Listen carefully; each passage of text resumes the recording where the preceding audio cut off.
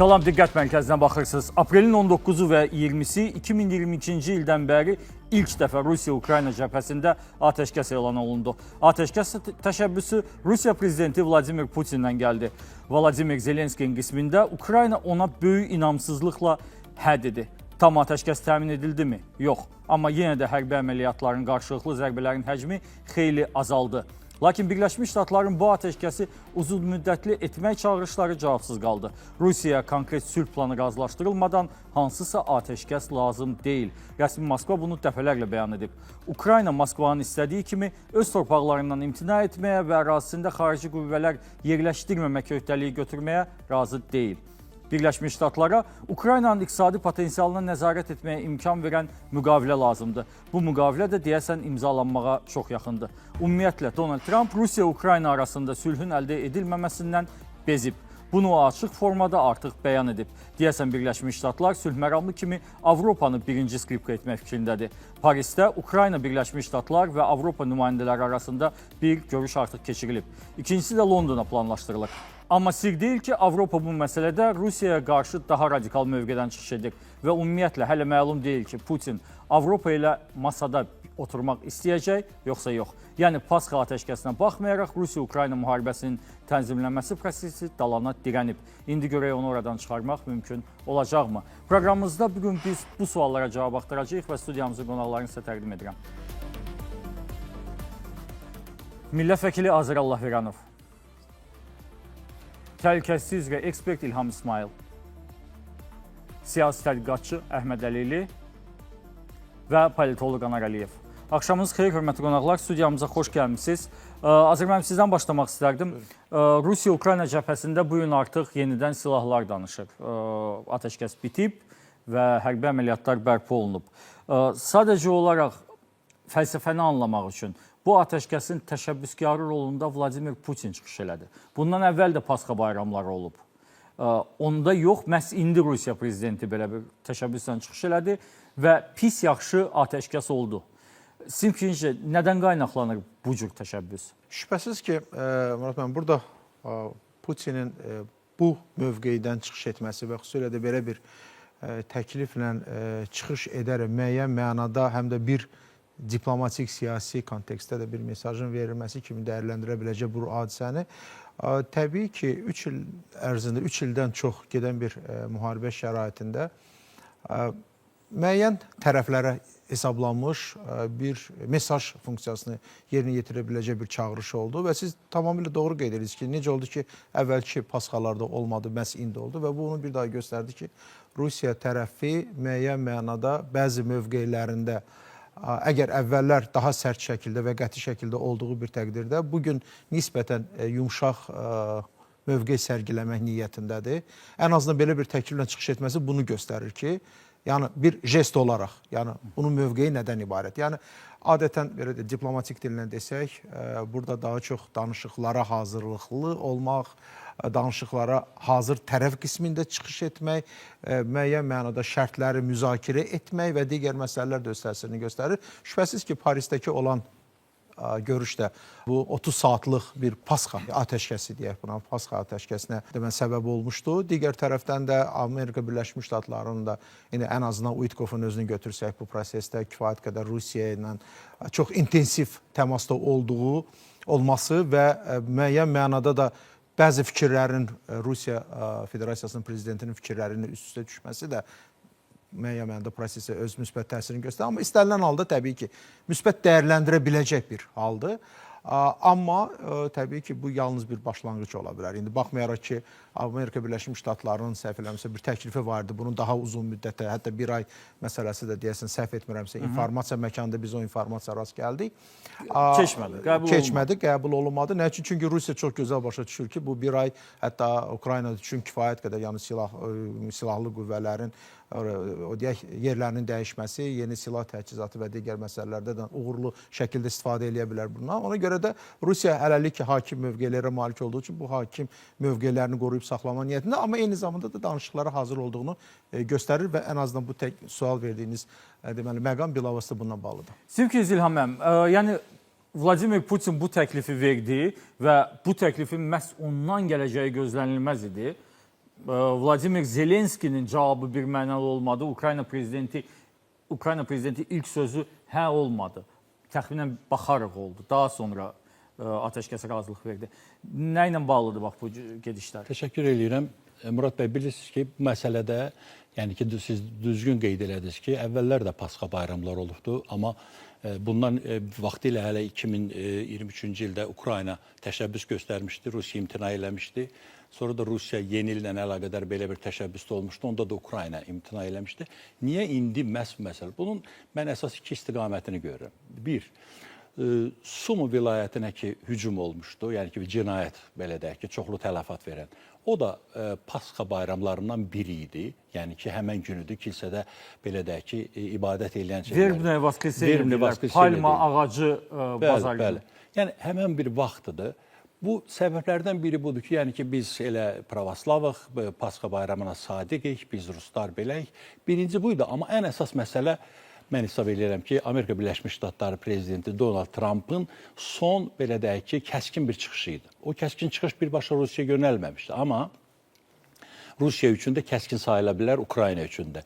Demişdi ki, əgər belə getsə, əvvələn təhqir eləmişdi ki, bu tərəflər ikisi də faktiki olaraq, üzr istəyirəm, belə demişdi də, səfihdirlər, dəhşətli insanlardılar. Bunlar müharibəni davam etdirirlər. Belə getsə biz müharibədən, yəni bu işdən çəkiləcəyik.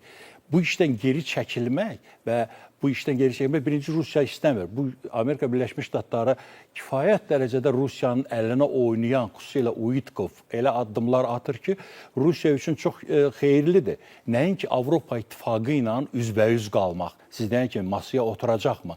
Bu məsələlər var ortalıqda. İkincisi, bir də bir məsələ var da, Putin manipulyasiya eləməyi sevir, təbliğat eləməyi sevir. Bundan da dünyaya göstərmək istəyirdi ki, bax biz görürsünüz, sülh tərəfdarıyıq.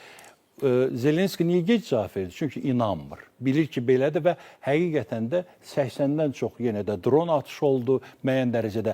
Əvvəlki kimi olmasa da siz deyən kimi də pis yaxşı biraz gözlənildi. Amma sonuna qədər gözlənilmədi və davamı da gəlmədi. Adı oldu deməli, İsmail müəllim, adı oldu ki, atəşkəsdir. Adı çox üzr istəyirəm, bunu Çexiyanın Xarici İşlər Naziri çox belə maraqlı bir metafora bənzətməklə deyir ki, bu sanki səhər yeməyinə, günorta yeməyinin arasında aclığı elan edirsən, amma arada konfet yeyirsən. Yəni ki, bu cür şərtləndirmişdi bu məsələni. Amma yenə deyirəm, burada əsas səbəb odur ki, Amerika Birləşmiş Ştatları prezidentinin bu mövqeyini, kəskin mövqeyinə qarşı bir addım attı. Bu dünyaya manipulyasiya elədi. Məqsədi də budur ki, biz sülh tərəfdarıyıq, amma şərtlər o qədər ağır şərtlərdir ki, söhbət Rusiyanın irəli sürdüyü şərtlər. İndi biz onu müzakirə edəcəyik, təbii ki. Mən hesab edirəm ki, bunları nəzərə alıb ona görə də belə bir Pasxa atəşkəsindən çıxış elədi. Əhməd müəllim, İlham müəllim çox maraqlı bir mövzunu açdı. Donald Trump'ın az əvvəl İlham müəllimin səsləndirdiyi bəyanatı kimə qarşı idi? Rusiyaya yoxsa Ukraynaya qarşı? Çünki hər iki dövləti demişdi, amma kimə daha çox təsir qüvvəsi var bu bəyanatın? Yəni Amerika doğrudan da danışıqlardan kənarda dursa, bundan münaqişə tərəflərindən hansı daha çox qazanacaq? Yəni, ilk öncə icazənizlə biz kontekstdə nəzər yetirək və sizin sual, yəni çox maraqlı sualdır ki, yəni əvvəlki illərdə Pasxa bayramı olub, amma dayandırılmayıb. Bu ili əvvəlki illərdən fərqləndirən o ibarətdir ki, ABŞ-da prezident Donald Trump'dır və o Rusiya ilə müəyyən bir danışıqlar təmasındadır. Müəyyən bir təmas vardır ki, burada danışıqlar prosesi gedir. Və bunun nəticəsində maraqlı bir məqam meydana çıxıb. Donald Trump prezidentliyi prezident öncəki kampaniyasında çox ciddi formada Rusiya-Ukrayna müharibəsini bir gün ərzində dayandıra biləcəyini demişdi. Ardıcıl olaraq deyirdi. Onun ən azından müəyyən bir belə deyim də, sırf ona aid olunan bir deviz kimi qəbul olunurdu. Bir müddətdən sonra bunu bir ay dedilər. Daha sonra isə krizin həll olunması üçün 100 günlük vaxt deyildi ki, 100 gün lazımdır. Yəni 100 günlük prezidentliyi dövründə bu həll olunacaq və bu 100 günlük prezidentliyi dövrü çox sürətlə yaxınlaşır. Ona görə də məsələ ilə bağlı konkret olaraq müəyyən bir məsələlər ortaya qoymaq lazımdır. Rusiya diplomatiyası kifayət qədər təcrübəlidir. Rusiya tərəfini təmsil edən diplomatların orada iştirakı, onların dövlət orqanlarında belə deyim də fəaliyyət ən azından belə deyim kifayət qədər uzun müddətlidir və onlar bəli, təcrübələri kifayət qədər böyük olan şəxslərdir və onlar vəziyyətdən çox uğurla istifadə etdilər. Burada məqam belə idi ki, yəni Donald Trump administrasiyasının ABŞ-nı Ukrayna koalisiyasından uzaqlaşdırmaq və yaxud da ki, onların Ukraynanın tərəfində yer almasını müəyyən bu və digər formada dondurmaq, hansısa bir formada onları kənarda tutmaq. Bunun Və mən hesab edirəm ki, müəyyən bir dövr mümkün idi ki, hətta Rusiya hərbi siyasi rəhbərliyində məsələ ilə bağlı belə bir qərar var idi ki, müharibəni indiki şəraitdə çox uğurlu formula ilə Rusiya sərf edən bir şərtdə bəlkə də dayandırmaq var idi. Və mən hesab edirəm burada simvolik bir məqam bəlkə də elə ilk danışıqlar prosesi baş verəndən sonra Rusiyadakı ABŞ səfirliyinin önündə müəyyən bir müharibə dekorasiyalarının sökülməsi oldu. Müharibə dekorasiyaları söküləndən sonra daxili auditoriyanın etirazı nəticəsində həmin dekorasiyalar geri qaytarıldı və bu onu göstərdi ki, Rusiyada müharibənin dayandırılması, yəni bu nəticələrlə müharibənin dayandırılması üçün çox ciddi bir təpki vardır və həmin dekorasiyalarla Rusiya Xarici Nazirinin sözçüsü xanım Zaxarova belə reaksiya verməli oldu. Məsələyə ki, yəni orada səhv eləmirəmsə lampaları dəyişmək lazımdır, belə bir istifadə olundu ki, yəni bu onu göstərdi ki, bəlkə də həmin dövrdə Rusiya hərbi siyasi rəhbərliyi müharibəni dayandırmaq üçün müəyyən bir addımlar belə fikirləşsə də, daxili auditoriyanın gözləntisi kifayət qədər yüksəkdir. Onlar müharibənin bu şərtlər altında, bu formada dayandırılmasını, yəni çünki əvvəldən elə sözlər verilib ki, yəni NATO-nun 97-ci il sərhəddən çəkilməsi, Ukraynanın bir sıra suveren belə deyim də NATO üzvlük hüququndan imtina etməsi kimi şərtlər səsləndirilib, daxili auditoriya bunu qəbul etmir. Və bundan sonra artıq hiss olunur ki, Rusiyanın hərbi siyasi rəhbərliyində ən demək ki, rasional strategiya, ən yəni hamısı kifayət qədər təcrübəli diplomatlardır. Onlar ABŞ-ı mümkün olan qədər prosesdən kənarda tutmaq və prosesdən kənarda tutmaq üçün də danışıqlar prosesinin uzanması mütləq mən hesab edirəm ki, bu kontekstdə çox vacib idi və həm Ukrayna tərəfi, həm Avropa, həm Rusiya onlar çox gözəl başa düşürlər ki, indiki şəraitdə ən böyük resurs Trumpın simpatiyasıdır. Kim Trumpın simpatiyasını özlərində saxlaya biləcək və ona görə də buna xoş gəlməkdən ötürü bu addımlar atılır və danışıqlar prosesi uzandıqca Trumpın o 100 günlük məhdudiyyəti yaxınlaşdıqca Rusiya ilə bağlı bir sıra bəyanatlar səsləndirildi və siz dediyiniz bəyanatlar da o kontekst səsləndirildi. Ondan əvvəl də, yəni 2 həftə əvvəl demək BBC jurnalistinə özünün şəxsən zəng edib müəyyən bir acıqlı mesajlar, Rusiyaya ünvanlanmış acıqlı mesajlar səsləndirmişdi ki, oradakı mütləq müəyyən şərtlərlə razı olmaq lazımdır, amma Rusiya diplomatlar kifayət təcrübəlidir. Onlar bu məsələni həmin dövrdə neytrallaşdıra bildilər. Bir dövrdən sonra isə artıq Trump publik olaraq bu formada bəyanatla çıxış etdi. Yəni siz hesab edirsiniz ki, Trumpın bəyanatı ki, Birləşmiş Ştatlar prosesdən kənara çəkilə bilər, Rusiya əleyhinədir. Prosesdən, danışıqlar prosesinin kənara çəkilmə o deməkdir ki, yəni, baxın, əvvəlki dövrdə elan etmişdi ki, biz ya əvvəlci sülh əldə edəcəyik, hansı tərəf o sülhü qəbul etməzsə, digər tərəfə kömək edəcəyik ki, müharibəni udsun. Formula belə idi, yəni prezidentdən öncəki formula. Danışıqlar prosesindən geri çəkilməsi o deməkdir ki, artıq Ukraynaya yardım kampaniyasını daha sürətlə davam etdirir. Çünki Rusiya olmalı. Və Rusiya tərəfi də bunu, mən deyirəm, kifayət qədər təcrübəli diplomatlardır, bunu görüb başa düşür və müəyyən bir mənada müəyyən bir nəticə əldə etmək olar. Bizimlə danışıqlar prosesində qalmaqla müəyyən bir nəticə əldə etmək olar və Pasxa günündə belə bir razılaşma məhz bu kontekstdə daha asan izah olunur. Buyurun Azəm əvvəl Əlavə eləmək istərdim Əhməd müəllim dediyini məsələsini. Sizin sualınız bilavasitə, yəni Amerika Birləşmiş Ştatlarının danışıqlar prosesinin uzaqlaşması nə üçün Rusiya əleyhinə hesab oluna bilər? Yəni o nöqteyi nəzərdə mən demək istəyirəm. Məsələ bundadır ki, danışıqlar prosesində faktiki olaraq Amerika Birləşmiş Ştatları ilə Avropa Birliyi, yəni müəyyən mənada tandemdə deyirlər, amma bəlli məsələdir ki, hansısa bir tərəfin müəyyən mənada mövqelərinin danışıqlar prosesində zəifləməsi digər tərəfinin güclənməsi deməkdir. Yəni Amerika Birləşmiş Ştatlarının faktiki bu prosesdən uzaqlaşması, o hərbi yardım öz yerində qüvvədə qalır. Burada Avropa Birliyinin fəallaşmasına gətirib çıxarda biləcək bir mənzərə yaranır və nəticə etibarilə Avropa Birliyinin Rusiyaya olan münasibətini kifayət qədər də kəskin münasibətini biz bilirik və bu baxımdan Rusiya üçün sərf eləmir Amerika Birləşmiş Ştatlarının o prosesdə. Ona görə də Rusiya tərəfi ilə bu Pasxa, yəni göstərməkdir ki, yəni danışıqlar prosesi davam edərsə, bəli, müəyyən bir nəticə əldə oluna bilər və Donald Trumpın da əlində müəyyən bir şey var ki, yəni danışıqlar prosesinin nəticəsi kimi ilk dəfə idi ki, belə bir atəşkəs rejimi əldə olundu və bu da böyük diplomatik uğurdur. Və Donald Trumpa çox böyük bir üstünlük gətirən bir haldır bu. Anar müəllim, amma eyni zamanda fərqli fikirlər də var. Belə bir fikir var ki, Rusiya, Ukrayna barışmır, Trumpları barışdıra bilmir. Trump deyir ki, mən çox sadə dilləndi, bezdim, yoruldum sizin məsələnizə məşğul olmaqdan, o qədər işim var ki, çəkilir durur qıraqda və bu Ukraynanın xeyrinə olmayacaq. Təşəkkür edirəm. Əslində fərqli düşünənlərdən biri də mənəm, hörmətli ekspertlərimizdən. Bir qədər mən fərqli yanaşıram məsələyə. İcazənizlə bir qədər əvvələ qayıdaq. Rusiya-Ukrayna müharibəsinin başlamasından indiyə qədər müharibənin bitməsi ilə bağlı bu ikinci şansdır. Birinci, mart ayında Antalya Diplomatiya Forumunda Türkiyənin vasitəçiliyi ilə çox ciddi nəticələrin əldə olunması perspektivləri formalaşmışdı. Çox təəssüf ki, məhz Avropalı liderlərin təhriki ilə Zelenski bu danışıqları, bu prosesi stoplamışdı. İndi isə yenidən proseslərin sülhə doğru getmə imkanları formalaşıbdır. Amma bu tərəflər üçün daha çox məcburi razılaşma formuluna çevrilir. Çünki irəli sürülən şərtlər daxilində Ukrayna razılaşmaq istəmir. Ən azı son 1-2 həftəyə qədər Ukrayna qəti şəkildə buna əks mövqeyini ortaya qoyurdu. Məsələn, fevral ayının sonundakı, son günündəki Trumpla oval kabinetdəki danışıqlar, orada ortaya qoyulan əks mövqe və s. Mən Ukrayna dövlətinin təxminən belə ifadə etmişdi. Ukrayna dövləti və xalqının maraqlarına zidd heç bir addıma getməyəcəm. Amma artıq, məsələn, Krımın Rusiyaya verilməsi ilə bağlı, Rusiya ərazisi kimi qəbul edilməsi ilə bağlı Tramp layihəsinə Ukrayna tərəfindən heç bir reaksiya yoxdur. Heç bir reaksiya yoxdur. Keçən 3-4 gün ərzində. Amma eyni zamanda Ukrayna üçün də məqbul hesab ediləcək hal deyil. Çünki ABŞ-nin yardımlarının dayanacağı təqdirdə Rusiyanın qarşısında Ukraynanın müqavimət imkanlarını qoruyub saxlaması kifayət qədər ciddi suallar doğurur. Məsələ nədədir? Məsələ ondadır ki, Trumpın açıqlaması, son açıqlaması mənə elə gəlir ki, burada daha çox Ukraynaya yönəlik məsələdir. Düzdür, son həftə Ukrayna nisbətən daha diplomatik, daha ağıllı gedişlər eləyir. Birbaşa açıq Rusiya əksinə mövqelər ortaya qoymur. Uitkovla bağlı açıqlamanı çıxmaq şərti ilə mən hesab edirəm ki, bu Zelenskinin növbəti səhv gedişlərindən biri idi.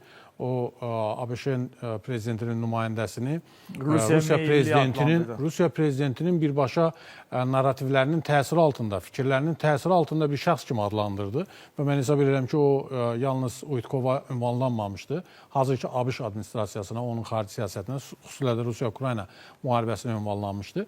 Amma digər bir məsələni mən qeyd etmək istəyirəm. Bugün Trumpın Pasxa deməli atəşkəsi elan etməsində hədəfi orada müharibənin dayandırılması və ya dini dəyərlərə hörmətdən daha çox ABŞ administrasiyasının son aylar ərzində həyata keçirdiyi bir prosesin, bir xidmətin Rusiya dövləti və Rusiya prezidentinin imicinə göstərdiyi xidmətin dayana biləcəyi təhlükəsi ilə bağlıdır. Nə deməkdir bu? Son dövrlər Trump administrasiyasının addımları, atılan addımlar və yanaşmalar Rusiyanın imicini, Putinin imicini kifayət qədər düzəltdi. Yəni, beynəlxalq aləmdə, ictimaiyyətdə stimul verdi. Bəli, çox ciddi stimul verdi. Artıq onu bir tərəf kimi qəbul etmək, onunla müzakirə etmək, onunla maraqlarını nəzərə almaq, Rusiyanın maraqlarını nəzərə alınmadan problemin həll edilməsi mümkün olmayacaq deyə fikirləri artıq Avropadan da eşitməyə başlayırıq. Və burada yekun olaraq bir məsələni də qeyd etmək istəyirəm. Burada maraqlı bir məqamda ABŞ rəsmilərinin bir neçə gün bundan öncə Parisə səfər etməsi və orada Avropalı həmkarları ilə görüşlərin keçirilməsi, Fransa lideri və digər dövlətlərin nümayəndələri ilə Böyük Britaniya və Almaniya. Nə üçün? Burada maraqlı məsələ ondan ibarətdir ki, Avropa ABŞ-nin Ukrayna ilə bağlı siyasətinə əks mövqe ortaya qoymağa çalışırdı. Xüsusən də tərəf olmaması ilə bağlı fikirlər səsləndikdən sonra özünü tərəfə çevirmək üçün Ukraynanın silahlandırılması və müqavimətin davamlı xarakter alması üçün, müharibənin davamlı xarakter alması üçün kifayət qədər ciddi addımlar atılırdı. Yardımlar edilirdi, maliyyə yardımları, hərbi yardımlar və s. Siyasi dəstək. Bəli, siyasi dəstək. Mənə elə gəlir ki, burada vacib məqamlardan biri Avropanın müəyyən qədər neytrallaşdırılması ilə bağlıdır. Məhz bunun nəticəsidir ki, mən fikrimi təsdiq üçün deyirəm, bunun nəticəsidir ki, Trumpın demək, Ukrayna məsələsi ilə bağlı sülh təklifinə Avropadan hələ ki, heç bir əks reaksiya yoxdur. İlham bəyəm, çox maraqlı bir vəziyyət yaranıb. Rusiya deyir ki, mən atəşkəs planı istəmirəm. Sülh planı nədirsə, razılaşdırılmış formada razılaşdıraq, dayandıraq. Özü Rusiya deyir ki, Ukraynanın 4 vilayəti, üstəgəl Krım mənimdir. Ukrayna ərazisində NATO qüvvələri ola bilməz. Ukrayna ordusunun sayı tənzimlənməlidir. Ukrayna NATO üzv olmalı deyil. Sanksiyalarda ləğv olunmalı. Sanksiyalarda ləğv olunmalıdır. Tələb. Birləşmiş Ştatlar deyir ki, Krım Rusiyanındır. Zaporojye AES-nin atom elektrik stansiyasının ərazisi neytral ərazi sayılır. Orada Birləşmiş Ştatlarındır. Atom elektrik stansiyasını götürür. Və Ukraynanın NATO üzvlüyü ilə bağlı və yaxud da Ukrayna ərazisində hər hansı bir ölkənin qoşunların yerləşməsindən sadəcə eşitmir. Bununla bağlı heç nə demir. Avropa ümumiyyətlə heç nə demir.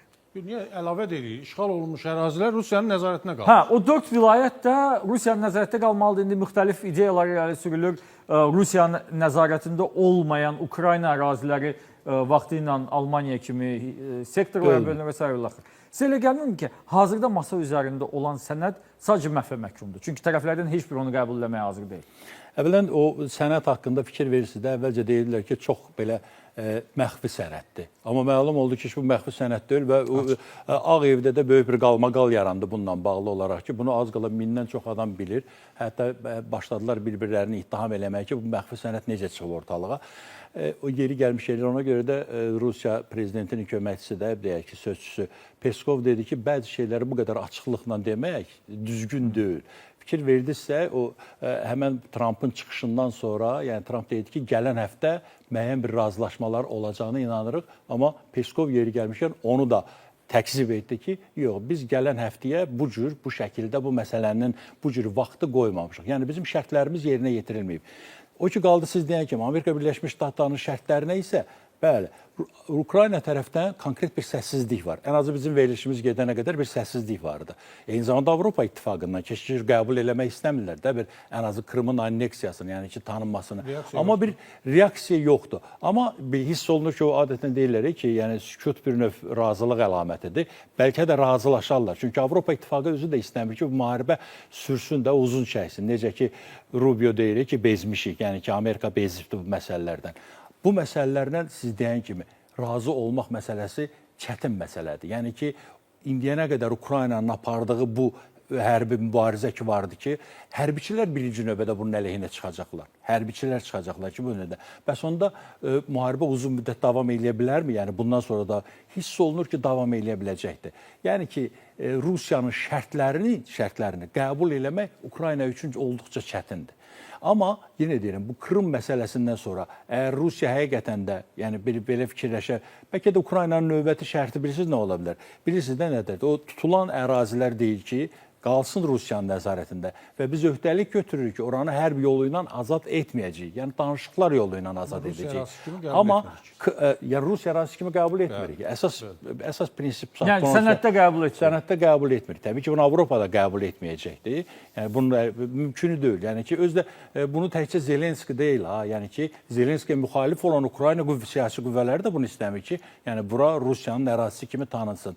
Siz deyən variant, yəni Amerika Birləşmiş Ştatlarının deyən variantı mən inanmıram ki, Ukrayna və Avropa İttifaqı növbəti bu London görüşü olacaqdır. London görüşündə mən elə gəlir ki, bundan onun əleyhinə çıxış eləyəcəklər. Azərbaycan və Rusiyanın da vəziyyəti getdikcə nə qədər belə deyək ki, resurslara malik olsa da Ukrayna yeni resursları əmələ gəlir. Yeni raketlər əmələ gəlir. Rusiya onu bilir ki, o yeni raketlərlə vuracaqlar. Necə olacaqda onda da Rusiyadakı cəmiyyət hər hansı bir etirazı olacaq, olmayacaq. Rusiya da çətin vəziyyətdədir. Yenə deyirəm, bəzi məsələlər baxacağıq görə. Bircə bayaqları Ahar bəyin dediyi sözün kəsmədim. Zelenskinin Uitkov haqqında dediklərinə mən şərikəm nə mənada? Uitkov deyəndə ki, o saxta referendum olub da ora Rusiyanın ərazisidir. Buna Zelenski başqa cür ad verəməzdi. Uitkov, Əhməd müəllim çox yaxşı dedi. O Rusiya danışıqları aparan var ya, oradakı Lavrov, Beseda və digərləri. Onların yanında doğrudan da Uitkov heç vaxt belə deyək ki, danışıq təcrübəsi olmayan bir adamdır. Və birdən-birə güzəşti ön plana çəkməsi, tələbi yox, güzəşti ön plana çəkməsi diplomatiyada Əhməd bəy konflikti olubdur. Bilir ki, bu adətən belə şəkildə həll olunmur.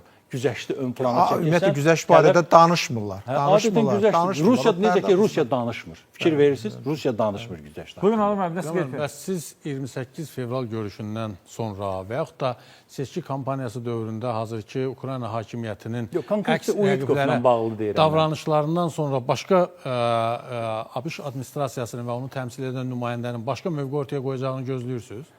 Yəni Kit Kellogg tamam başqa mövqe qoyur ortalığa. Kellogg kifayət qədər təcrübəli davranır, amma başqa mövqe qoymur ortaya. Yəni ən azı Ukrayna tərəfdən çıxış etmir. Məsələn, Ukraynanın bölünməsi ilə bağlı fikir o səsləndirmişdi. Amma Rusiyanın da mövqeyini sonra deyildi ki, fikrimiz amma Rusiyanın da mövqeyinə uyğun olan bir sözlər deyir. Ümumiyyətlə Birləşmiş Ştatların bu baxımdan siyasətçisi birmənalı olaraq bizim qərb filmlərində, Amerika filmlərində gördüyümüz yaxşı polis, pis polis xatırladır. Bir tərəfdən Rubio'dan- Kellogg var, hansı ki Ukrayna yönümlü Yox, eyni zamanda Rubio da var, həmən cinahda. Hə, digər tərəfdən Witkoff var, hansı ki Rusiya yönümlü danışır. Ortada bir Rubio var, hansı ilə ki Biraz Kellogg'a yaxın. Hə, yəni çox qarışıqdır. Sizin fikriniz Azər müəllim, az əvvəl tərəflərin şərtlərini səsləndirdim. Bu şərtlərlə masada danışmaq olarmı? Yox, çox çətindir. Çox çətindir. Nəyə görə? Çünki hörmətli həmkarlar müxtəlif kontekstdə məsələlərin şərhini verərkən elə artıq bu söhbətdən belə ortalığa bu fikir formalaşır çıxır. Yəni Ukrayna çox çətin durumdadır və Ukrayna normalda bu şərtləri, yəni masada oturub bu şərtləri müzakirə edəcək tərəf deyil. Çünki Ukraynanın konkret öz şərtləri var bununla bağlı və İlham müəllim qeyd elədiyi bir məqam var idi ki, konkret olaraq deyə Ukrayna qəbul edir, amma yazılı şəkildə Rusiyanın həmin ərazilər üzərində suverenliyini tanımır. Sonraki dövrə saxlamaq nöqteyi nəzərdən müəyyən mənada. Amma ki, yenə istənilən halda çox ağır şərtlərdir. Yəni Rusiya təbii çalışır ki, o bugünə qədər qazandıqlarını öz əlində saxlasın. Ya söhbət tək 20%-dən getmir, kifayət qədər daha geniş arealdan təsir Rusiya özünə birləşdirdiyi ərazilərin də Bəli. Tam olaraq ona verilməsini qeyd elədiniz. 4, yəni orada əsas Zaporojyedir, Xersondur, Donetsk, Lugansk zaten və Krım üstəgəl. Krımın ilhamı zaten baş vermişdi. Donetsk, Luganskın da bir hissələrini götürsək. Amma istənilən halda kifayət qədər böyük bir ərazidir və Ukraynanın 20%-dən çox ərazisini əhatə edir. Amma burada şərtlərin arasında, məsəl üçün, deyək, hərbi gücün saxlamaması məsələsi, NATO-ya üzv olmaması kimi məsələlər var. Sonra, indi düzdür, biraz da denasifikasiya anlayışı bir qədər biraz sürüşkən bir anlayışdır. Amma yenə də onu da əsas götürsək, o kifayət qədər orada bizə ultra millətçi, digər müxtəlif radikal qüvvələr var, onların qarşısını almaq nöqteyi nəzərindən də ola bilər. İqtisadi sanksiyalar, Rusiya ilə bağlı iqtisadi sanksiyalar. Yəni bu şərtlər faktiki olaraq Ukrayna tərəfi üçün qəbul edilməz. Biz Ukrayna deyəndə Ukrayna xalqı üçün deyək qəbul edilməz. Çünki Ukraynanın da siyasi elitasında müəyyən deməli dairələr var ki, onlar müxtəlif təsirlər altında, müəyyən mənada Amerika Birləşmiş Ştatlarının təsiri altında, müəyyən mənada Avropa Birliyinin təsiri altında müxtəlif cür davranırlar. Amma belə bir qədər monolit baxmaq istəsə bu məsələ Ukrayna xalqı üçün bunlar heç biri qəbul edilməz. Yer gəlmişkən Amerika Birləşmiş Ştatları barədə siz qeyd elədiniz, Kellogg'la Witkoff'un müxtəlif cinahlardan çıxış etməsi və Mark Rubio'nun arasında olması və müəyyən mənada da deyək Kellogg'a yaxın olması burada ondan xəbər verir ki, Donald Trump administrasiyasında da yenə bir mənalı mövqe yoxdur bununla bağlı və ona görə də Ukrayna ilə bağlı olan məsələdə bugün Avropa susur. Ona görə susmur ki, mənim təsəvvürümdə ki, bu prosesdən razıdır. Ona görə susur ki, bugün hələm qeyri-müəyyənlik var. Mən bir əlavə etmək istəyirəm. Və ola bilər ki, bu qeyri-müəyyənlik də indiki London, yəni Parisdə demək olar ki, buna nail olmalıdır. London danışıqlar zamanında bəzi çalarlar üzərində müəyyən işıq deməli saçıla bilər, amma bundan sonra da yəqin ki Avropa Birliyi bu və ya digər formada öz mövqeyini bilər. Biz Amerika administrasiyasında, ABŞ administrasiyasında Ukrayna ilə bağlı məsələlərdə fərqli iki mövqeyin olduğunu deyirik, hətta bir orta mövqedə. Amma məsələn biz Kellogg'ın hansı yanaşmasında Ukraynanın maraqlarının və ya şərtlərinin təmin olunması ilə bağlı fikir eşitmişik. Tutaq ki, qarşıya qoyulan hədəflər nə idi müharibə başlayarkən? NATO üzvlüyü ilə bağlı Kellogg'ın hər hansı bir fikir varmı? Tam əksinə NATO üzvlük məsələsi müzakirə mövzusu deyildir dəfələrlə. Və yaxud da Ukraynanın təbii sərvətlərinin, mineral ehtiyatlarının ABŞ-nin istifadəsinə verilməsi ilə bağlı Kellogg'un da mövqeyi tamamilə deməli Uitkovun mövqeyi ilə üstə düşür. Sadəcə burada metodlar Ukraynanın hazırki şərtlərə razılaşdırılması ilə bağlı metodlar bir qədər fərqlidir. Yəni hər ikisində Ukrayna hazırki situasiya ilə barışmalıdır. Sən məğlubsan, itirdiklərinlə barışmalısan. Sadəcə metodlarda fərqli yanaşmalar var. Amma Ukraynada Anar müəllim deyir ki, NATO-nun üzvü olmuram. Amma hansısa bir şəkildə mənim təhlükəsizliyimə zəmanət verin. Rusiya ona razı Rusiyadan ən azı sülh məramlıların orada yerləşdirilməsi. Ukraynanın təhlükəsizliyinə zəmanəti elə 90-cı illərdə Rusiya vermişdi də. Bu zəmanətdən danışırıqsa 5 il sonra nə olacağını kim nə garanti edir? Ora hansısa kənar qüvvənin gəlməyindən gedirsə, imzalamışdı. Rusiya üzrsə, ora kənar qüvvənin gəlməyindən gedirsə Ukrayna ərazisinə, NATO qüvvələrinə, bunu da açıq şəkildə, hətta bu gün də ortaya qoyuldu, mövqe ortaya qoyuldu ki, bir mənalı şəkildə Rusiyanın maraqlarına uyğun deyil və bunu qəbul etməyəcəyik. Anar müəllim, açıq tekstlə deyə bilər ki, Amerika Birləşmiş Ştatlarının verəcəyi zəmanətdən söhbət gedir bir mənalı şəkildə. ABŞ da deyir ki, mən Amerika zəmanət Birləşmiş Ştatlarda deyir ki, mənim konkret maraqlarım var və bunlar təmin olunmalıdır. Bunu da deyirdi. Təbii, maraqlar təmin olunmayacaq, o zəmanəti verməyəcək. Əhməd müəllim, sizə elə gəlmirmi ki, bax biz müzakirə eləyirik, Sizə elə gəlmirmi ki, bu tərəflər, danışıq tərəfləri hərəsi öz aləmlərində yaşayır. Rusiya öz aləmindədir. Tərəfləri, şərtlərin, gücün, hər şeyin qoyub ortalığa deyir budur. Çox düzgün ifadədir. Ukrayna öz aləmindədir, onun öz belə deyək də yanaşması var və bu yanaşmanı dəyişmək fikrində belə deyil. Birləşmiş Ştatların ümumiyyətlə öz yanaşması var. Siz təsəvvür eləyin ki, iki daşın arasında, bu danışıqların qızğın anında Birləşmiş Ştatlar Zaporojye Atom Elektrik Stansiyasının ərazisinin neytral ərazi olub, Birləşmiş Ştatların idarə etməsinə verilməsindən danışır. Qırğın gedir burada. Mineral ehtiyatları da bir mineral ehtiyatlara ayrıca toxunacağım. Avropa isə ümumiyyətlə bilmir ki, neynəsin, hansı tərəfə getsin, bura tərəfə getsin, Ukraynaya silah söz versin, yox Ukraynaya silah söz verməsin. Sülh məramlardan danışırıq. Kim gedəcək sülh məramlı kimi Ukraynaya? Avropadan kim? Yəni və belə olan bir vəziyyətdə əslində bu elə Krılovun məşhur təmsilini xatırladır və məhz buna görə bu araba tərpənməyəcək. bir tərəfə çəkir. Bilirəm, sizin suala cavab verməmişdən öncə mən hesab edirəm ki, studiyada kifayət qədər maraqlı müzakirə gedir və həmin müzakirələrin tərkibi kimi mən iki dənə sual meydana çıxdı ki, mən hesab edirəm ki, bəlkə də onlara fokuslansaq daha uğurlu nəticələr gələ bilərik. Bu bir ilham əlimizdə başladı. Yəni Trampın məsələ ümumiyyətlə diqqəti ilə bağlı. Yəni bu bir əvvəlki müzakirələr raundunda başladı və daha sonra da elə biz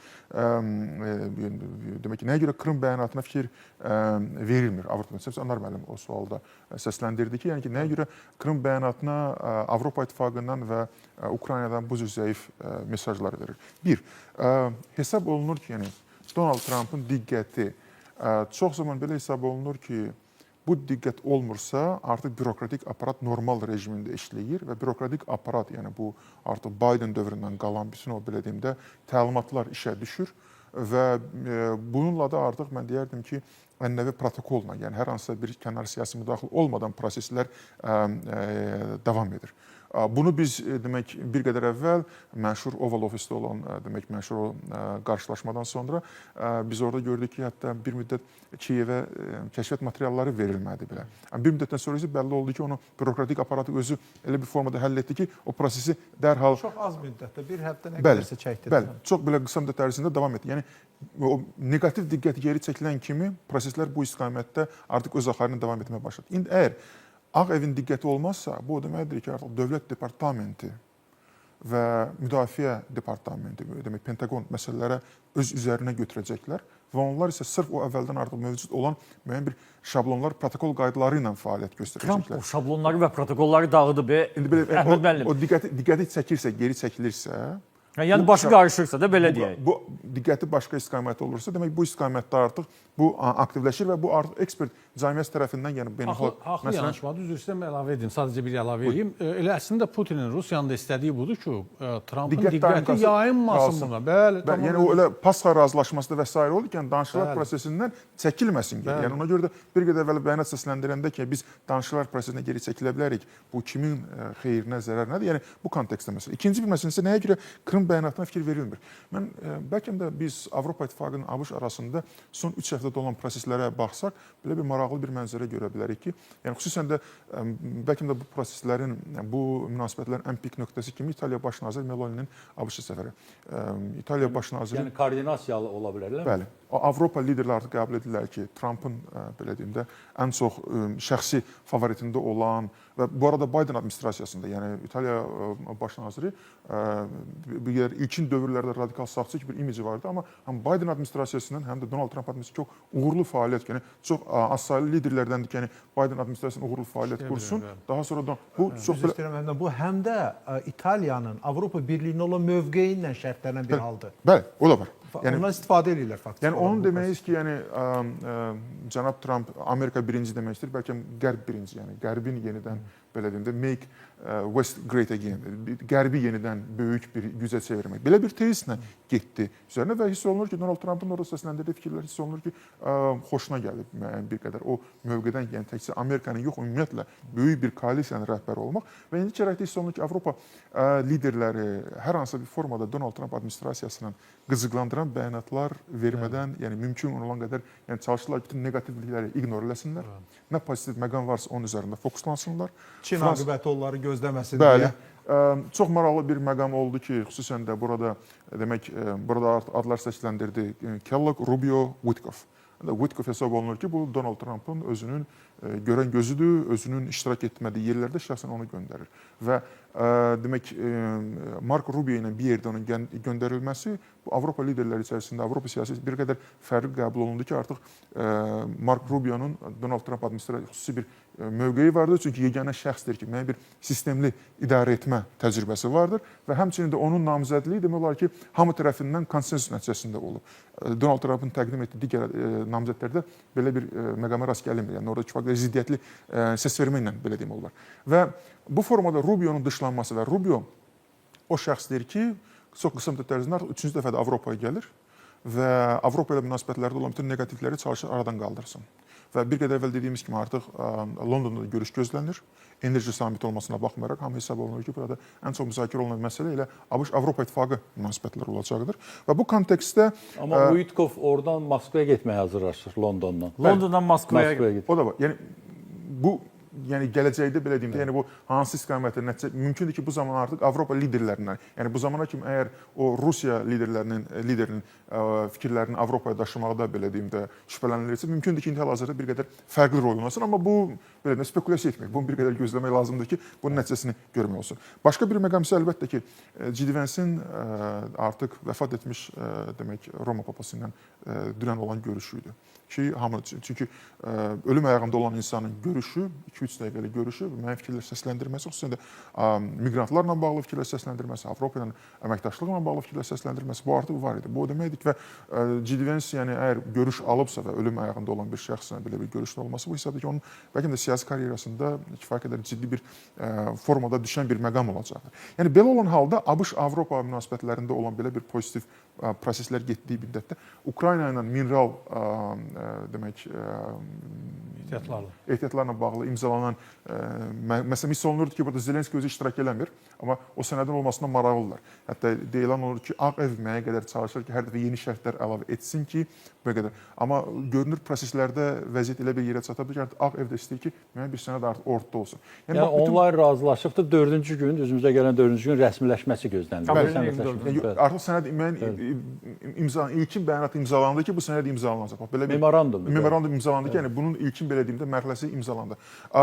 Və bu kontekstdə mən hesab edirəm ki, Kellogg əgər Rusiya tərəfi vaxtilə Kellogg'ı çox uğurlu formada proseslərdən çıxarda bilmişdirsə, çox mümkündür ki, hal-hazırda Avropa liderləri çalışırlar ki, elə Witkoff proseslərini çəkilməsin. İlham, gəlin belə bir ssenari tətbiq edək. Mən deyim, siz deyin, mümkün deyil. Aprelin 24-də Birləşmiş Ştatlarla Ukrayna arasında həmin o iqtisadi nadir minerallarla bağlı sənəd imzalanır, amma o artıq nadir minerallarla bağlı sənəd deyil. Həmin sənəddə hətta Ukraynanın qaz və neft kəmərlərinə nəzarətin Birləşmiş Ştatlarda olması nəzərdə tutulur. Söhbət minerallardan gedmir. Söhbət Ukrayna iqtisadiyyatının Birləşmiş Ştatlara verilməsindən gedir. Şərtləri də kifayət dərəcədə ağırdır. Şərtləri də çox ağırdır. İmzalanır, Amerika istədiyini alır, Trump çıxır, öz əhalisinə deyir ki, mən bunu aldım, bu Amerika bunun Ukraynaya sərf edəcəyi pulu 2 qat bizə qaytaracaq. Sonra deyir ki, Rusiya razı deyil, Ukrayna razı deyil, mən əlimi prosesdən çəkirəm. Avropa bu məsələyə başlayıb, Bidenlə bir yerdə, indi Biden yoxdur, Avropada həll eləsin. Ukrayna qalır Birləşmiş Ştatların dəstəyi olmadan, ancaq Avropanın ümidinə. Rusiya da deyir ki, alınmadı, müharibəyə davam. Var belə ssenari? Sülh olmadan təzminat istəyir Amerika. Fikir verir, hələ sülh yoxdur ortalıqda. Amma bəri başdan o təzminatı, yəni ki, Biden dövründə ayrılan pulları həmən o mineral ehtiyatlarla... O təzminatı artıq faktiki alıb. Yəni ki, qol çəkib düz deyirsiniz. Və bunun perspektivi siz deyən kimi bu nəyə aparır? Hiss edirsinizmi ki, Rusiyada, Ukraynada bir tamaşaçı üçün oynayırlar, yəni ki, bir rejissor üçün oynayırlar, ayrı tamaşaçı yox da, yəni rejissor Amerika Birləşmiş Ştatlarıdır. Hər ikisi çalışır ki, bu digər şəkildə onun rəğbətini qazansın. Bu istiqamətdə kimlərsə güzəştə geçsin. Burada özünü çox sərbəst aparan hələ ki Putindir. Yəni ki, belə deyək də ki, heç də demir ki, sizin əldə elədiyiniz hansısa nailiyyətlərdə mən öz şərtlərimdən kənara çəkilmirəm. Amerika Birləşmiş Ştatları deyir ki, o sənəd imzalanandan sonra mənim orada o təhlükəsizlik məsələlərini həll eləyəcəm də bir növ. Çünki orada mənim maraqlarım var orada. Amma bu məsələni yetərli müharibəni dayandırası deyil. Çünki o sülh olmamış orada necə işləyəcəklər? Yəni ki, bu mümkün deyil. Ona görə də siz dediyiniz kimi, bu mineral ehtiyatlarla bağlanan sənəd müharibəni dayandıracaqmı? Mən hesab edirəm dayandırmayacaqdır. Mümkün deyil. Yəni ki, sualınıza konkret cavab verirəm. Yəni ki, bu dayandır. Çünki bəlkə də təbii ki, Ukrayna dayandırır bunu ki, başlasında, amma Rusiyanın şərtləri qəbul olunacaq mı? Burada artıq 24-də imzalanan sənədin təsirindən daha çox 100 günlük, 9 gündən sonra 100 gün tamam olur və mayın 9-unda da Rusiyada belə deyək də ki, qələbə paradıdır. Putin təbii ki, istəyər ki, bu qələbə paradının hansısa bir formada Ukrayna üzərində qələbəni də qatsın ora. Bunu dəfələrlə deyir və indi də o Yekaterinburqda elədiyi məşqi təzədən gətirib həmən Moskvada nümayiş etdirmək, yenidən bir müharibəyə hazırlıq nümayiş etdirmək istəyir. Bu olacaqmı, olmayacaqmı? Yəni ki, sülh şəraitinə çox suallar altındadır ki, indiki gedişlə Peskovun da çıxışından da ki, bizə bu cür vaxt vermək ki, yəni ki, Trump deyir ki, gələn həftə bu məsələ həll olunacaq. Dedi, bu məsələlər bu cür həll olunmur. Həll olunmur, deməli, müharibə davam edəcək. Bugün Azərbaycan. Mən əlavə eləmək istəyirəm, memorandumla bağlı olan fikirlərə kifayət qədər dəyərli fikirlərdir və çox düzgün istiqamətdə də müzakirələr aparılır. Amma məsələn, həm də başqa bir konteksti var. Siz sual verdiniz ki, yəni bilavasitə bu memorandum və ya sonra bağlanacaq saziş müharibənin dayandırılmasını gətirib çıxarda biləcəkmi? Biz əgər o memorandumun mətninə də baxsaq və orada qoyulan məsələləri və sonraki mərhələdə bağlanacaq sazişə də diqqət yetirsək, burada ümumiyyətlə müharibənin dayandırılması məsələsi gündəlik deyil.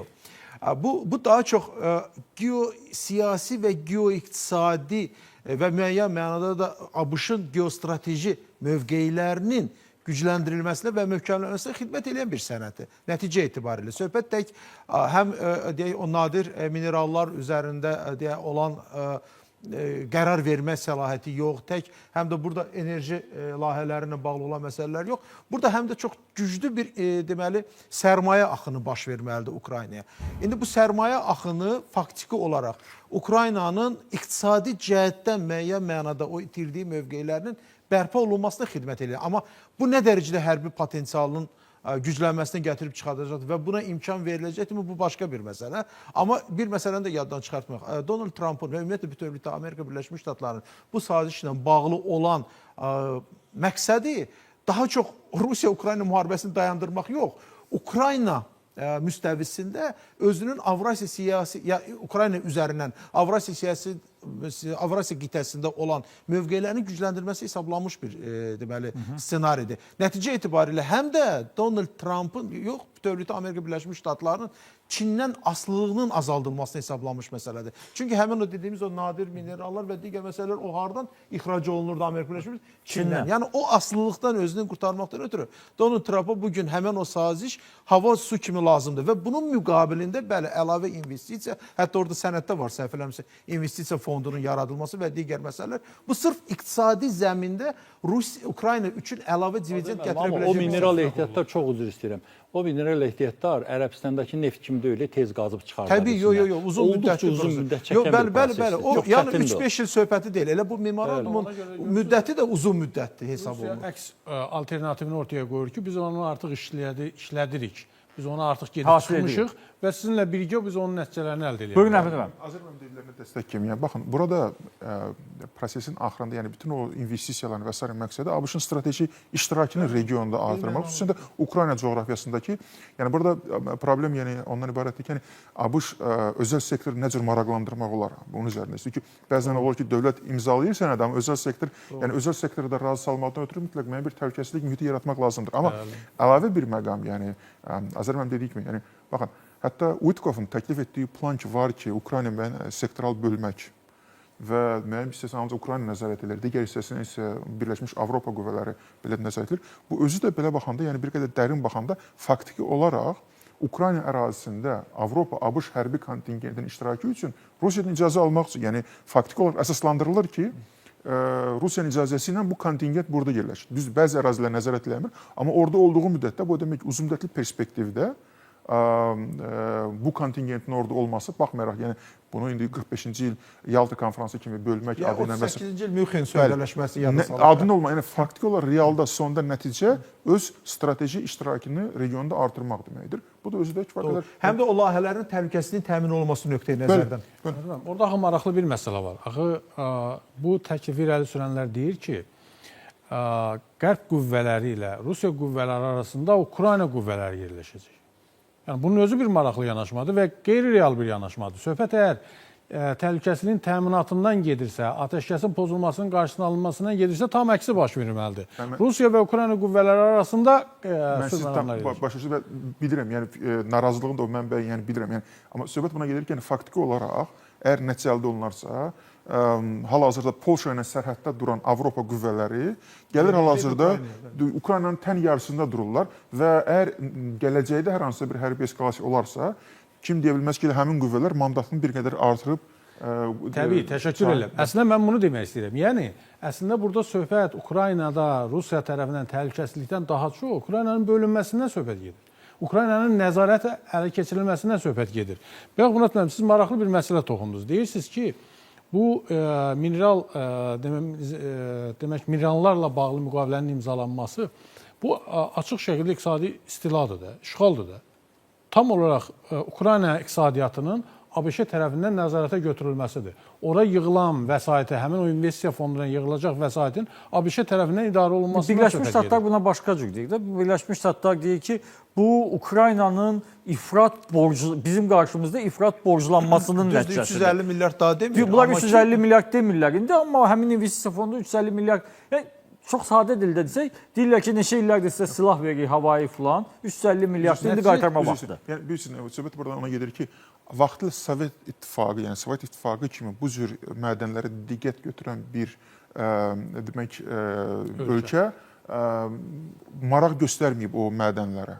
Yəni faktiki olaraq yəni hər hal-hazırda ABŞ-da kimsə çıxırsa, deyirsə ki, mən bura pul yatırmaq istəyirəm. Bu faktiki olaraq yəni mövcud olmayan struktura pul yatırmaq deməkdir və buradan yəni bu kifayətlə win-win situasiyadır burada. Bu da məqamlar. Orada söhbət təkcə o şeydən getmir, o mineral ehtiyatlardan getmir. Söhbət qaz kəmərindən gedir. Neft kəmərindən gedir. Neft kəmərinin istismarından gedir. Atom enerjisinin istehsalından gedir. Yəni mineral bütün enerji istehsalı, hətta su elektrik stansiyalarına qədər, istilik elektrik stansiyalarına qədər enerji istehsalının nəzarətini tam bir şey verilməsi. Gazpromun kəməri var, hansı ilə ki, Rusiya qazı Avropaya nəql olunur. O kəmərə Birləşmiş Ştatlar nəzarət etmək iddialıdır. İlham, bax, bu cür vəziyyətdə ola bilərmi ki, bu sənəd imzalansın aprelin 24-də? Birləşmiş Ştatlar desin ki, mən çıxdım oyundan. Özünüz razılaşın. Yox, birdən-birə çıxmayacaqdı oyundan. Birdən-birə olmasın, mərhələli surətdə olsun. Yəni, növbəti bir yenidən öz təkliflərini, yenidən öz görüşlərini, Uitkovun növbəti görüşü. Burada, yenə deyirəm, Ukrayna razıdır. Nə mənada razıdır ki, yəni ki, müharibə dayansın da şərt olmadı, amma şərti də irəli sürürlər. Bu fikir, sizin sualınız belə oldu ki, yəni ki, müharibə davam eləyəcəkmi, yoxsa yox? Yaxud da ki, buna Amerika çıxıb gedə bilərmi? Məncə, Amerikanın çıxıb getmək məsələsi iki tərəf, iki başlı olur. Doğrudanmı Rusiya razı olmadığını elan eləyəcəkdir ki, sən razı olmadığına görə mən gedirəm, amma Ukraynaya yardımımı davam etdirəcəm. Bax, burada Ukraynaya yardım davam edəcək, etməyəcək, sual budur. Sual oldu, hə. Yəni ki, bax, burada orada çox şey asılıdır. Əgər desək ki, Ukraynada heç bir şey eləmirəm, müharibə uzun müddət davam eləyəcəkdir və Avropa üçün də çətin olacaqdır, Ukrayna üçün də çətin olacaqdır. Bax, burada Amerikanın birdən-birə də kənara çəkilməsi Amerikanın nüfuzuna, birbaşa da Trumpın nüfuzuna böyük xələl gətirir. Mənə elə gəlir ki, o daha çox Rusiyanın üzərinə gedəcəkdir ki, onda ki, mən onda Ukraynaya davam etdirəcəm. Hər halda yəqin ki, Avropa İttifaqının da müəyyən bir təsirləri, bəlkə də təzyiqləri demirəm, təsirləri olacaqdır ki, ona yardımı, yəni ən az o kəşfiyyatla bağlı olaraq, Starlinklə bağlı olaraq, bütün bunlarla bağlı olaraq davam etsin. Rusiya onu görəndə ola bilsin ki, yumşalsın. Amma belə açıq şəkildə bu vəziyyətdə nə Rusiya öz mövqeyindən çəkiləcək. Yəni bilirsiniz, Murat müəllim, ritorikanın özü o qədər Rusiya qarşı Amerika tərəfindən zəifdir ki, yəni ki, sərt deyil. Faktiki olaraq əvvəldən o fevralın 12-sindən başlayan o 2 saat yarımlıq telefon danışığından tutmuş bu günə qədər Amerikanın Rusiya qarşı olan belə deyək ki, ritorikasında bir sərtlik yoxdur. Bəli. Yalnız belə təkliflər var. Yəni ki, bu sərtlik əksinə Ukraynaya tərəfdir. Özümüz də gördükdə o oval kabinetdən başlamış. Həm də Joe Biden dönəmində o sərtlik lap ifrat dərəcədə özünü göstərir. Yəni ki, bu şeylər var. Ona görə də gözləyək görək ki, bu müqavilə imzalanır və Amerika geri çəkilir. Yox, Amerika geri çəkilirsə, bunun səhərləri Ukraynada onu qəbul edir. Orada işləməyə onda şərait yaranmayacaqdır. Məncə, hələ baxaq görək. Çox su aparacaq. Buyurun. Ki, bax, bu sual budur da, müharibə davam edəcək yoxsa yox. Müharibənin davam edib etməməsi üçün şərtlər ya qəbul edilməlidir, ya da şərtlərdən imtina edilməlidir. Məcbur edilməlidir ki, o şərtlərdən imtina edilsin. Rusiya şərtlərdən imtina edilməsi üçün məcbur edilmir. Biden səhv etdi, administrasiyası səhv etdi, müharibə başladı. Hesab edirəm ki, Trump administrasiyasının ən böyük səhvlərindən biri odur ki, yumşaq davranaraq Putinin imkanlarını, Putinin şərtlərini daha rahat şəkildə səsləndirməsi üçün daha geniş meydan formalaşdırdı. Onun imkanlarını, o manevr imkanlarını, meydanını daha da artırmış oldu. Ona görə də Rusiyanın indiki halda şərtlərindən imtina edəcəyi real görünmür. Şərtlərinin qəbul edəcəyi təəssüf ki, o da real görünmür. Buyurun Nazır bəy. Əlavə eləmək istədim. Anar mənim çox düzgün qeyd elədi. Yəni ortada iki qütb var da. Yəni ya şərtlər qəbul olunur, ya da şərtlər qəbul olunmur. Amma bu gün mən hiss eləyirəm ki, elə Amerika Birləşmiş Ştatlarının administrasiyasında da, Donald Trump administrasiyasında bu açıq qabarıq özünü büruzə verməkdədir ki, bu iki qütblər arasında da orta məxrəc axtarışları gedir. O bir qədər əvvəl qeyd elədi ki, Avropa nə üçün susur? Avropa eyni zamanda Londonu da gözləyir. Avropa eyni zamanda Amerika Birləşmiş Ştatlarının Avropanın özü ilə bağlı, xüsusilə də onun təhlükəsizlik sistemi ilə bağlı olan son qərarı gözləyir. Axı Donald Trump hələm qərar verməyib. Yalnız verbal olaraq deməli Avropa Birliyinə deməli o təhlükəsizlik zəmanətinin verilməsi və sistemin qurulmasında Amerika Birləşmiş Ştatlarının rolunun nədən ibarət olduğunu barədə danışıb və ondan geri çəkiləcəyi təqdirdə Avropa Birliyi çox çətin vəziyyətə düşə bilər. Ona görə də burada iki bax bu fərqli bir qütblər arasında bir orta məxrəc axtarışı gedir mənim zənnimcə. Əhməd bəy, mən bax bu diskussiyadan irəli gələrək sizə elə gəlmir ki, ümumiyyətlə Birləşmiş Ştatlar vektoru dəyişir. Yəni Biden administrasiyası deyirdi, insan hüquqları, demokratiya, azadlıq və s. və ilə axır Ukrayna sonacan döyüş, birmənalı olaraq yanınızdayıq. Trump administrasiyası deyir ki, mənim rəqibim Çindir. Mən belə eləyəndə Rusiya Çindən yaxınlaşır, rəqibim daha da güclü olur. Ona görə mən istəmirəm Rusiya ilə hər hansı bir gərginliyin olmasını. Mənə lazımdır ki, Rusiyanı Çindən qoparım. Eləcə də İranı həmin oradan çıxarım, özümə daha da yaxınlaşdırım, nüvə proqramı məsələsini həll edeyim və s. və ilə axır. Çini təkliyim. Ona görə mənə Ukrayna bir o qədər də lazım deyil. Ola bilər? Sizin sualına uzun bir cavab vermək olar, amma mümkün olan qədər qısa cavab versən, belə deyərəm, bəlkə də tariflərin geri çağırılması ilə bağlı olan məqam çox prinsipal məqamdır. Yəni, həmin dövrə kimi biz deyə bilərdik ki, Amerika doğrudan da öz strategiyasını və ya da vektorunu dəyişməklə məşğuldur. Amma burada bir məqam vardır. Yəni, əgər Prezident Trumpın birinci prezidentliyi dövründə müəyyən qədər siyasi, yəni McCain kimi insanlar vardı Respublika partiyaları içərisində. Respublika partiyalar, onlar bloklayırdılar onun təşəbbüsünü. Yəni siyasi checks and balance, yəni yoxlama və balans sistemi işləyirdi, siyasi mexanizmlər və birinci prezidentliyində bu və digər formada o getdi. İndiki dövrdə isə, ikinci prezidentlik dövründə bu mexanizmlərin hamısını sıradan çıxardıb, məhkəmələrdə kifayət qədər mən deyərdim, bəlkə düzdür, məhkəmələr keçən həftə çox belə bir maraqlı bir qərar qəbul etdi miqrantlarla bağlı ki, dayandırılmalıdır bütün o məsələlər. Görək bunun axır hara gedəcək, amma checks and balance bir qədər zəifləyib. Hal-hazırda o balans funksiyasını icra eləyən institut bazardır. Çünki qəbul olunan qərarlar gəlir və ABŞ-ın o iqtisadiyyatına nə cür təsir göstərir, o məqam var.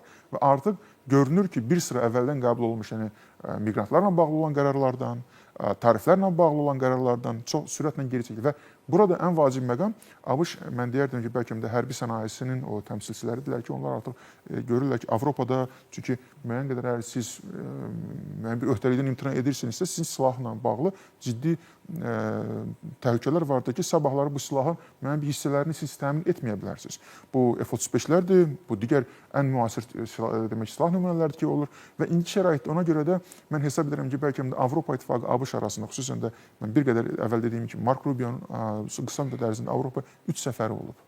Və bu səfərin məqsədi ondan ibarətdir ki, məsələ prosesləri bəlkə də Biden administrasiyası dövründə olduğu kimi yox, amma ona yaxın bir formaya geri qaytarmaq və çalışmaq ki, vektoru yenidən o istiqamətdə olmasına şərait yaratmaq. Nə formada gedəcək? Xüsusən də Zelenski-Trump şəxsi münasibətləri vaxtaşırı olaraq nə cür gərginlik yaradacaq və digər məqamlar var.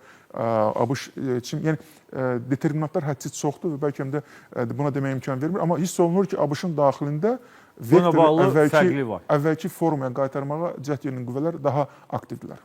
Buyurun həmən. Rusiya Çindən ayrılmayacaqdır. Yəni ki, Amerika daha doğrusu Rusiya Çini ayırmayacaq. Avropada Birləşmiş Ştatlara bunu deməyə çalışır. Rusiya üçün Amerika Birləşmiş Ştatları yenə bir nömrəli düşmən olaraq qalacaqdır. Çünki Trump siyasətini keçici kimi qəbul eləyirlər. Sabahları Amerika siyasəti dəyişə bilər, amma Çinlə münasibətlərini Tramp fikirləşir ki, ayıra biləcək, ayıra bilməyəcək. Rusiya üçün özləri də açıq şəkildə deyirlər ki, Amerika bizim üçün yenə də məsələ üçün o qütbün o başında bir nömrəli düşməlidir. Xarici siyasət doktrinasının əsas müddəalarından biridir. Sovetin dövründən. Sovetin dövründən qalıb, bəli. Amma mən Tramp şəxsiyyət və şəxsi münasibətlər üzərində qurulan siyasəti çox sevir. Çox sevir, bəli. Yəni impulsivdir. Avropa liderlərinə qarşı münasibəti bəllidir. O da ona görə ki, Avropa liderlərinin onu prezident olmadığı dövrdə ona münasibəti bəllidir. Belə olan halda və Trampın Zelenskiyə münasibəti o oval kabinetdə olan əhvalatdan sonra artıq aydındır. Belə olan halda Amerikadan, Birləşmiş Ştatlardan Ukrayna yönümlü siyasət gözləməyə dəyərmi? Mən hesab edirəm ki, indiki dövrdə ABŞ-nin Trampın tariflərdən müəyyən qədər onu bloklaması, geri çəkilməsi Avropa ilə bağlı, Avropalı müttəfiqlərlə bağlı məsələdən daha çox ABŞ-nin birbaşa daxili iqtisadiyyatı ilə bağlı məsələ idi. Çünki son bir neçə həftə ərzində ABŞ-də qiymətli kağızlar, böyük şirkətlərin səhmləri kütləvi surətdə satışa çıxarılırdı. Kütləvi surətdə və bu ABŞ iqtisadiyyatı üçün çox ciddi risklər doğururdu. Xüsusilə də inflyasiya məsələsi ortaya çıxmışdı artıq. Ona görə də hesab edirəm ki, həm Maliyyə Naziri, həm İqtisadiyyat Naziri inandırmağa bacardı ki, bu bizim qarşıya qoyduğumuz hədəf Amerika iqtisadiyyatının böyüdülməsi, güclənməsinə xidmət edən siyasət əks reaksiyalar doğura bilər, onunla bağlı idi. Amma bütövlükdə bəli, daha çox şəxsi münasibətlər üzərindən siyasət yeritməyi xoşlayan bir siyasətçidir Donald Trump və mən hesab edirəm ki, nə qədər ki, Çinlə bağlı məsələlərdə ortaq bir nöqtə tapılmayıb, xüsusilə də ticarət sazişi imzalanmayıbdır.